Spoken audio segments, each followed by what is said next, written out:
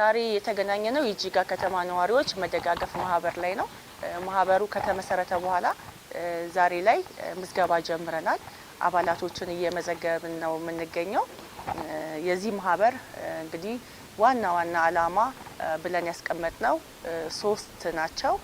እነሱም በመኪና አደጋ ለሚከፈል የካሳ ክፍያ፣ ሁለተኛ ደግሞ ከፍተኛ ወጪ የሚጠይቅ ሕክምናን፣ ሶስተኛ በተፈጥሮና ሰው ሰራሽ በሆነ አደጋ ለሚከሰት የቤተሰብ መበተን እነዚህ ናቸው፣ 3 ናቸው።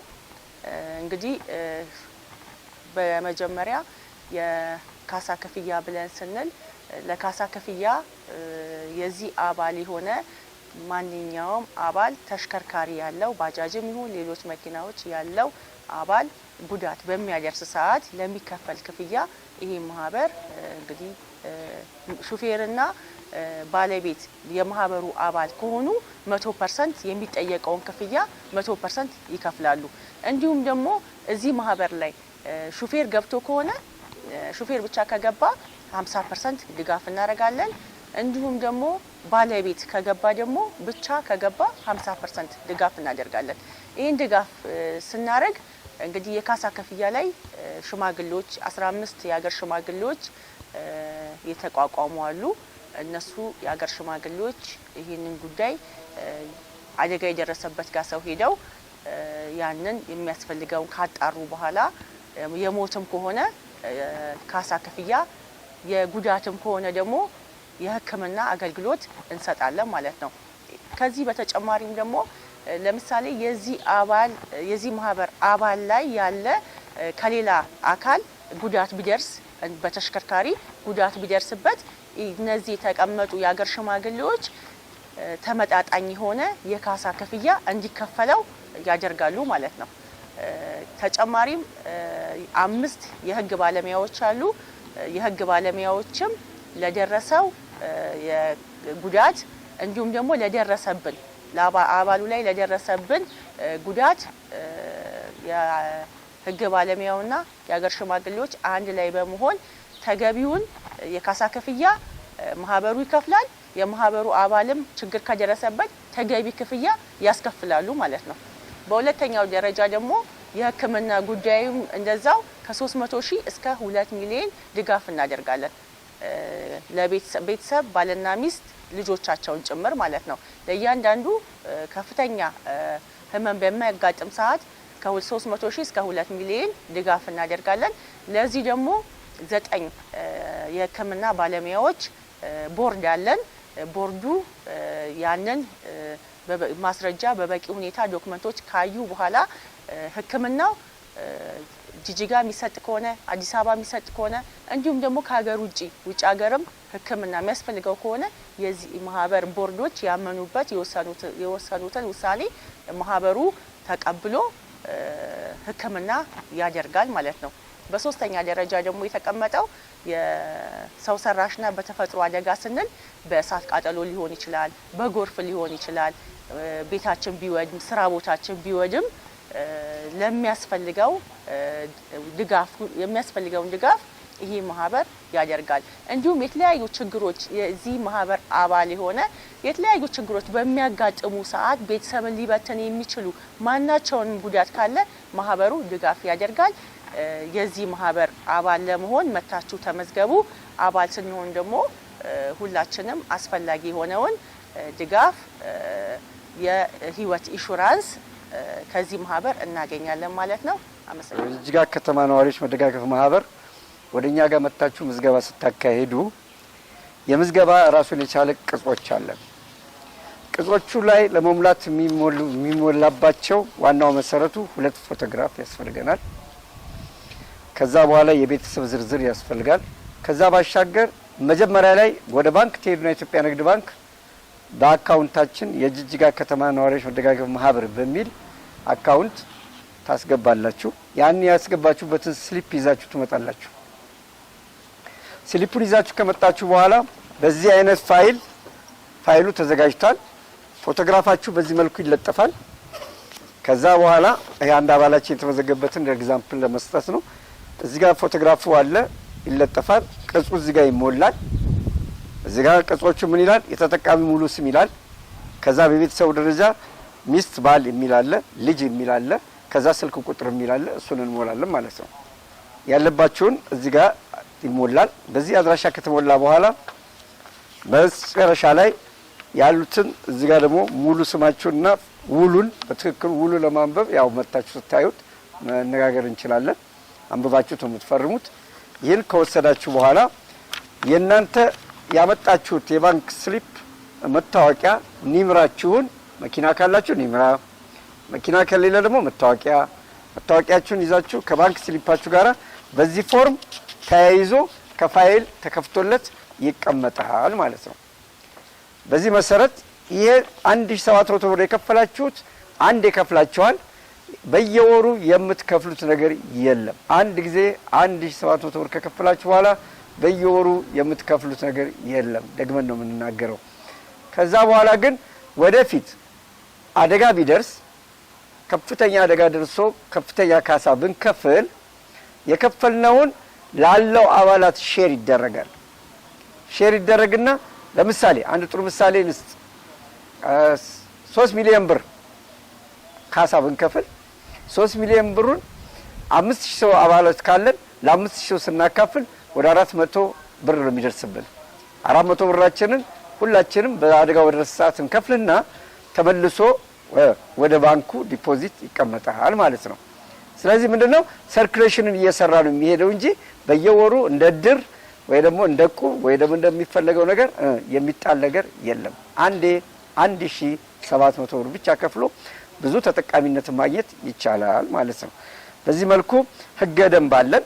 ህገ ደንቡ ወደኛ ጋር ስትመጡ ፎርሙ ሞልቻችሁ ልክ ስትጨርሱ ይሄን የጅጅጋ ከተማ መደጋገፍ ማህበር የመተዳደሪያ ደንብ ይሰጣችኋል።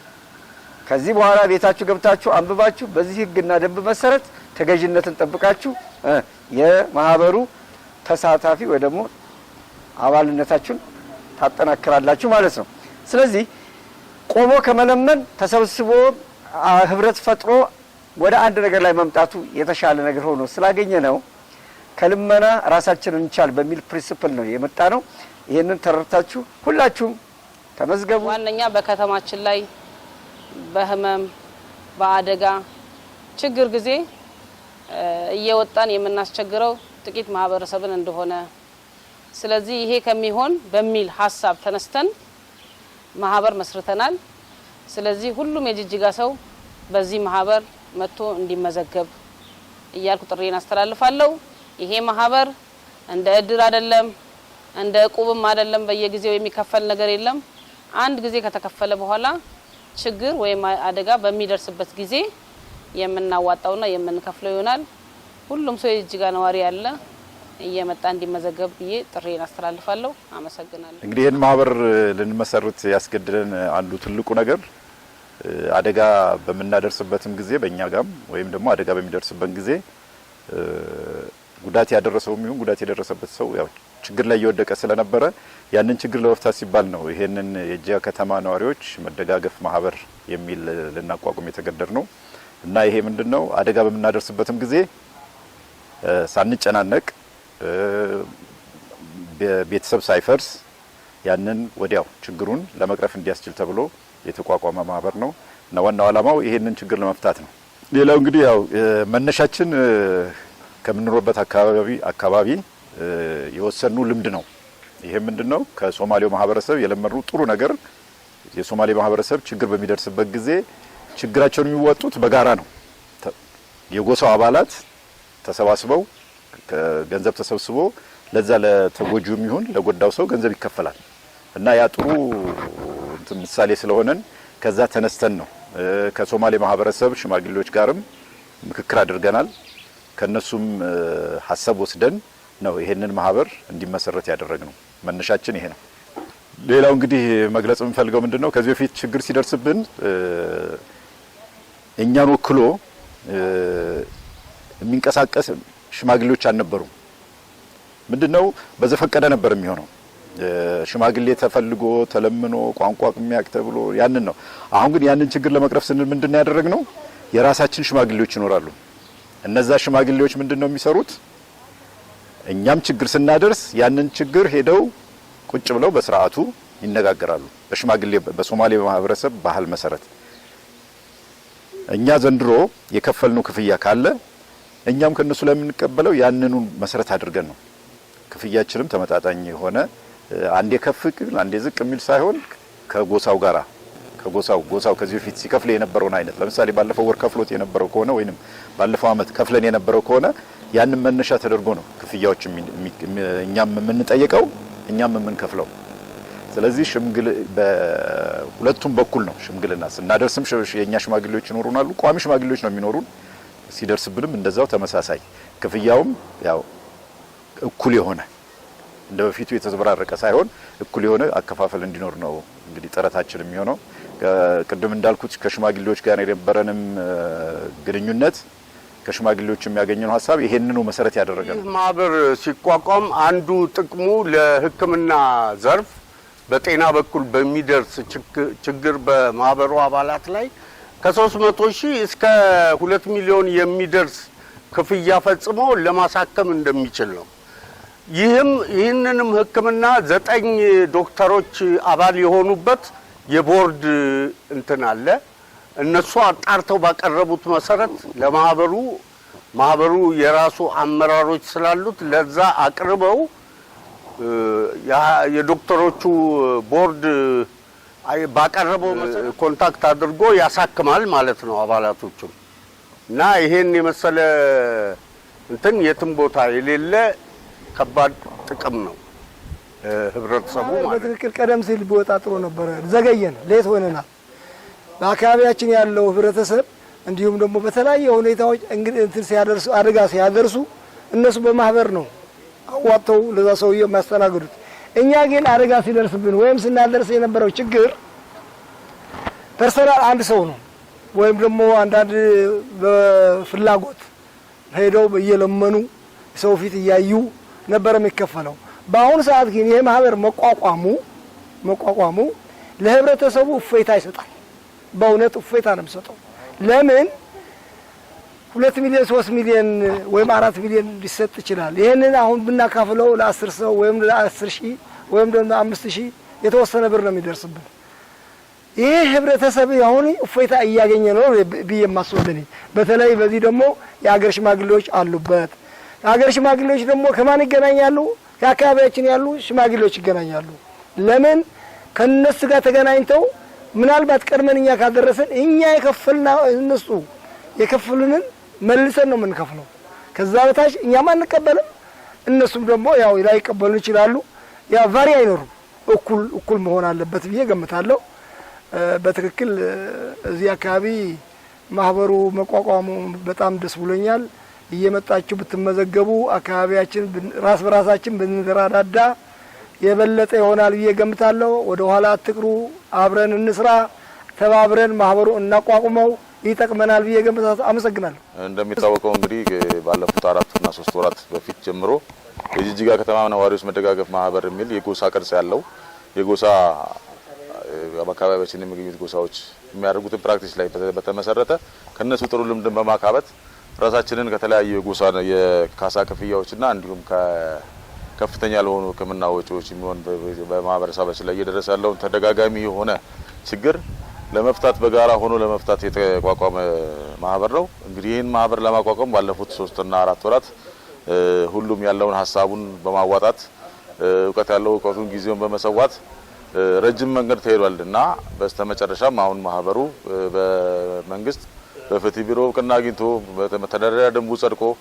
ሁሉም ነገር ተስተካክሎ ወደ ምዝገባ የሄድንበት ጊዜ ነው ያለውና እንግዲህ ይሄ እንደዚህ ማህበር አላማ እንግዲህ በተለያየ መልኮች በተለያየ መንገዱ ተገልጿል። እንግዲህ እና ሁሉም ሰው የዚህ ማህበር አባል ሲሆን ሌላን ሰው ስለመርዳት ሳይሆን ራሱን ለመርዳት ነው። አንደኛ ቁጥር ራሱን ለመርዳት ነው። አንደኛ የሚደርስብን ነገር ትላልቅ የሆኑ ነገሮችን 50 ሎሚ ለ50 ሰው ሸክሙ ነው፣ ለአንድ ሰው ሸክሙ ነው፣ ለ50 ሰው ጌጡ ነው ይባላልና ያንን ያለብን ማህበረሰባዊ ተግዳሮቶች በተባበረ ክንድ በወንድማማችነት አብሮ በመኖር ለመፍታት የተዘጋጀ ማህበር ነውና በመዘገቡና የዚህን ቅዱስ ዓላማ ብትካፈሉ ደስ ይለኛል።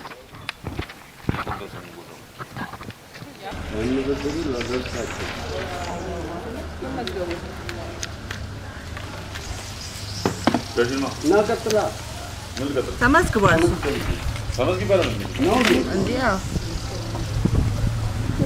መኖሪያ አካባቢ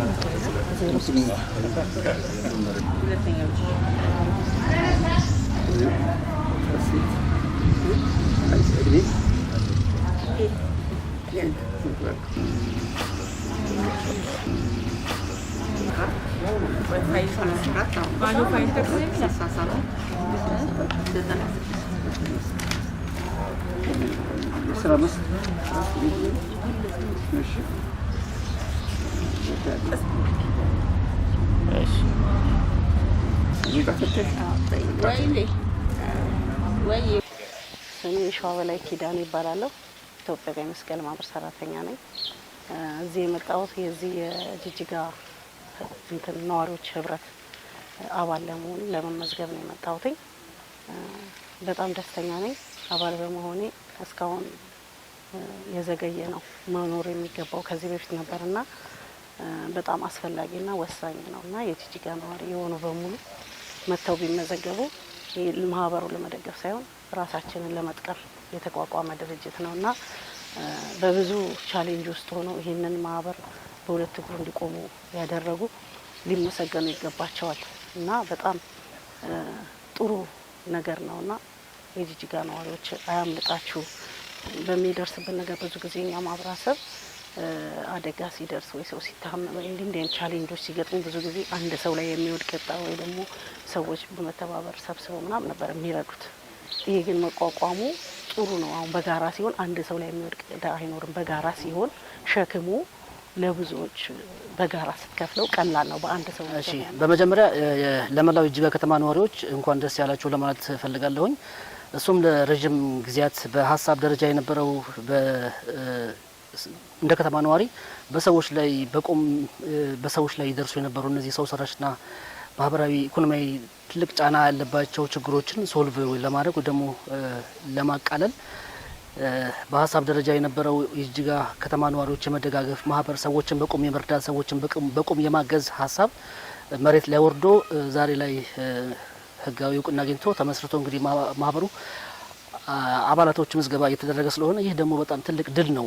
ይህንን ሀሳብ ጀምሮ አንድን ሀሳብ ጀምሮ ጨርሶ ከግብ ማድረስ ትልቅ ስኬት ነውና በድጋሚ እንኳን ደስ ያላችሁ ለማለት ፈልጋለሁ። እንግዲህ ይሄ ማህበር መመስረት ያስፈልገበት ዋና ምክንያት እንግዲህ ከጊዜ ወደ ጊዜ በከተማ ነዋሪዎች ላይ ይደርሱ የነበሩ ሰዎችን ሰው ፊት የሚያቆሙ ትላልቅ በሽታዎች እንደ ኩላሊት ከልብ ጋር ተያይዞ እንዲሁም ደግሞ በርካታ መጥቀስ የሚቻሉ በሽታዎች የሰው ልጅ ሰው ፊት የሚያቆሙ ከፍተኛ ህመሞች ዜጎች ሰዎች ተጋላጭ የሆኑ በመምጣታቸው ሁልጊዜ ሰው ፊት ቆሞ ሰዎችን ጨርቅ ዘርግቶ ሰዎችን ከመለመን ተደጋጋሚ ሰዎችን ከማስቸገር ለምን ይህንን ፕላትፎርም ወይ ደግሞ ይህንን መደጋገፉን እንደ ከተማ ነዋሪ አናደርገውም የሚል ሀሳብ ተነስቶ እንግዲህ ሀሳቡ እውን ሆኗል።